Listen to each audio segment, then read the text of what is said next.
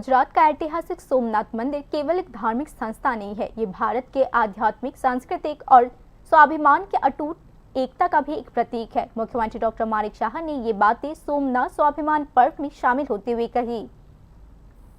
देश के बाकी हिस्सों के साथ साथ त्रिपुरा राज्य में भी सोमवार को गुजरात के ऐतिहासिक सोमनाथ मंदिर की 75वीं वर्षगांठ मनाई गई। इस अवसर को राज्य भर में विभिन्न स्थानों पर कई तरीके के कार्यक्रम के माध्यम से मनाया गया।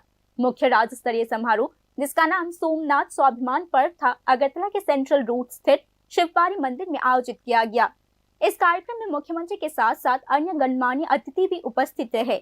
सभा को संबोधित करते हुए मुख्यमंत्री ने दोहराया कि गुजरात का सोमनाथ मंदिर भारतीय संस्कृति, स्वाभिमान और दृढ़ आस्था का एक गहरा प्रतीक है। उन्होंने कहा कि इतिहास में बार बार हमलों का सामना करने के बावजूद भारत की स्वतंत्रता के बाद 1951 में इस मंदिर की सफलतापूर्वक पुनर्स्थापना की गई और आज भी ये सनातनी समुदाय के स्वाभिमान के एक स्थायी प्रतीक के रूप में गर्व से खड़ा है। মনে হয় যে একটা ধর্মীয় প্রতিষ্ঠান, সেটা কিন্তু এরকম না। এটা একটা আমাদের আধ্যাত্মিক ঐতিহ্য, তাছাড়া আমাদের একটা সাংস্কৃতিক আত্মমর্যাদা এবং একটা অটুট যে বিশ্বাস, সেই বিশ্বাসের একটা চিরন্তন প্রতীক। আজকে এখানে আমি আসার সময় দেখছিলাম এখানে 12টি জ্যোতির্লিঙ্গ। সেই দ্বাদশ জ্যোতির্লিঙ্গের মধ্যে কিন্তু প্রথম যে জ্যোতির্লিঙ্গ সেটা হচ্ছে সোমনাথ এবং তার স্থান কিন্তু সর্বপ্রথম।